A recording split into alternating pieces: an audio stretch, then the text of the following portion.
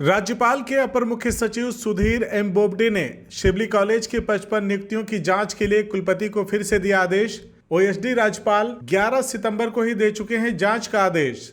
15 दिन में भेजनी थी जांच रिपोर्ट। कुलपति द्वारा अब तक नहीं भेजी गई है जांच रिपोर्ट। अल्पसंख्यक कॉलेज पर लगा भ्रष्टाचार का आरोप, सगे संबंधियों की भर्ती का आरोप। उत्तर प्रदेश शासन और राजभवन की ओर से शिबली नेशनल कॉलेज के विरुद्ध लगातार हो रहे जांच आदेशों से शिबली कॉलेज इन दिनों मीडिया की सुर्खियों में छाया हुआ है, जिससे भ्रष्टाचार और कदाचार के गंभीर आरोपों की जद में शिबली कॉलेज आजमगढ़ की लगभग 55 सहायक प्रोफेसरों की भर्तियां अब फंसती नजर आ रही हैं, क्योंकि जो नियुक्तियां प्रबंध समिति और चयन समिति द्वारा की गई हैं उनका भी अनुमोदन विश्वविद्यालय स्तर पर लंबित चल रहा है, क्योंकि राजभवन के आदेश पर कुलपति को स्वयं इन नियुक्तियों की जांच करनी है। बताते चलें कि शिबली कॉलेज के सहायक प्रोफेसर की नियुक्तियों में भ्रष्टाचार की गंभीर शिकायतें विभिन्न व्यक्तियों द्वारा की गई थीं, जिस पर शासन और राजभवन ने मामले को संज्ञान में लेते हुए जांच के अलग अलग आदेश दिए हैं, जिसको लेकर अब यह अल्पसंख्यक संस्था शासन और राजभवन के उच्च पदस्थ अधिकारियों के सीधे रडार पर आ गई है। विभिन्न महाविद्यालयों और शिक्षा क्षेत्र में यह चर्चा तेजी से हो रही है कि शिबली कॉलेज में लगे भ्रष्टाचार के आरोप यदि सही पाए गए तो सभी भर्तियों का अनुमोदन न केवल फंस जाएगा बल्कि नियुक्तियां भी फंस जाएंगी, जिसके आसार अब कुछ ज्यादा ही लग रहे हैं। कारण है कि उच्च स्तरीय आदेशों से इस प्रकरण की जांच कई स्तरों से शुरू हो गई है। इसी प्रकरण में जिले के एक सामाजिक कार्यकर्ता ने आरटीआई के माध्यम से इस भ्रष्टाचार के आरोपों पर जानकारी मांगी है। आइए देखते हैं कि उन्होंने अपने बयान में क्या कुछ बताया है। सर, आजकल समाचार पत्रों में आजमगढ़ के शिबली नेशनल कॉलेज की नियुक्तियों का भ्रष्टाचार का मामला छाया हुआ है। आपने भी आरटीआई लगाई है, शिबली का भी जिक्र किया आपने, राजकीय विश्वविद्यालय को भी आपने समावेशित करके बहुत सारी सूचनाएं मांगी हैं। आपको क्या लगता है जो तमाम भ्रष्टाचार के मुद्दे उजागर हो रहे हैं, इस पर आपका क्या कहना है? निश्चित तौर पर नियुक्तियों में भ्रष्टाचार हुआ है और हो भी रहे हैं।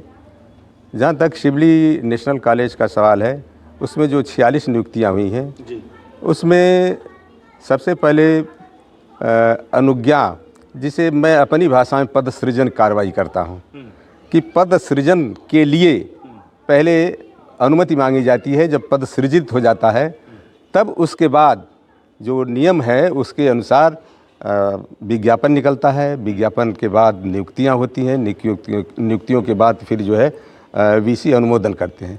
लेकिन यहाँ पर सीधे सीधे उल्टा हो गया है कि इसमें कोई घपला घोटाला भ्रष्टाचार हुआ है, नियमों को ताक पर रख करके सारी चीज़ें की गई। एकदम उल्टा कर दिया गया है।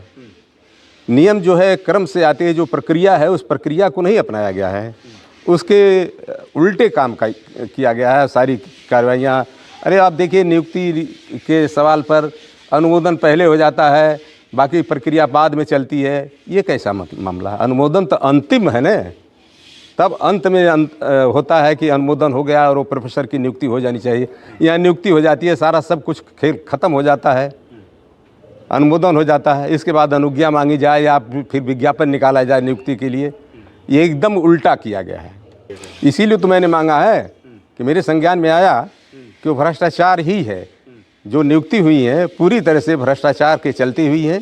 इसीलिए मैंने उस संबंध में उनसे आरटीआई में मांगा है, और आरटीआई मुझे अगर सूचना दे देते हैं तो मैं फिर उस हिसाब से जो विधि सम्मत तरीके से लिखा पढ़ी में आऊँगा और ऊपर तक जाऊँगा। सूचनाएं मांगी हैं, अगर समय से आपको सूचनाएं प्रदान नहीं की गई तो क्या आप ऊपर जाकर के इन बिंदुओं को उठाएंगे या फिर? देखिए, ऐसा है कि अगर सूचना नहीं दी जाती है तो 2 अपीलेट कोर्ट हैं।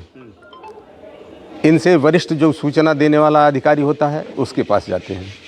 अगर वहाँ से हमको भ्रामक सूचना मिलती है, अस्पष्ट सूचना नहीं मिलती है या सूचना नहीं मिलती है, तब हम राज्य सूचना आयोग में जाते हैं, सेकंड अपील करते हैं। और सेकंड अपील डिनाई नहीं करता है, निश्चित रूप से इनके खिलाफ जुर्माना की कार्रवाई कर देता है और न्यूनतम 25,000 रुपया, और इनसे सूचना भी दिलवाता है। ये तो मैं जानता हूँ तरीका, इसलिए अभी तो मैंने इनके पास भेजा है। ये अगर देते हैं तो ठीक है, नहीं देते हैं तो मैं अपीलेट कोर्ट में अपीलेट अधिकारी के पास जाऊंगा, नहीं तो फिर राज्य सूचना आयोग में जाऊंगा मैं। ये जनता से, आम जनता से जुड़ा हुआ मुद्दा है। आजमगढ़ जो शिक्षा के क्षेत्र के लिए काफ़ी मशहूर रहा, अल्लामा शिबली नोमानी, और तमाम इस हाँ, तरह के लोग रहे हैं जिन्होंने आजमगढ़ की धरती का वैभव दुनिया भर में चमकाया। तो मैं ये जानना चाहता हूँ कि मान लीजिए ये जनता से जुड़ा हुआ मुद्दा है, अगर इसमें कोई आपके आशानुरूप जिस तरह की कार्रवाई आप चाहते हैं, जिस तरह की सूचनाएं आप चाहते हैं नहीं मिली, तो क्या इसके लिए आप PIL वगैरह भी दाखिल करने के बारे में सोच रहे हैं? देखिए, मैं तो आंदोलन का से जुड़ा हुआ आदमी हूँ, और आज से नहीं, विद्यार्थी जीवन से। तो मैं इस सवाल को लेकर PIL भी दाखिल करूँगा और आंदोलन भी करूँगा। मैं जिला मुख्यालय को घेरवा दूंगा राष्ट्रीय सामाजिक न्याय आंदोलन के बैनर तले, और जवाब देना पड़ेगा। मैं यूँ ही छोड़ने वाला नहीं हूँ। हल्के में अगर लोग ले रहे हैं तो उनकी गलतफहमी है।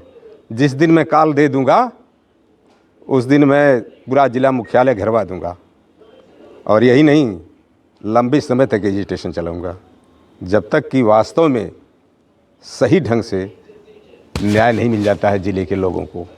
CIB इंडिया न्यूज की सभी खबरों को देखने के लिए लाल रंग की बटन को दबाकर चैनल को सब्सक्राइब जरूर करें, घंटी जरूर दबाएं ताकि हमारी सभी खबरों के नोटिफिकेशंस आप तक पहुंचते रहें।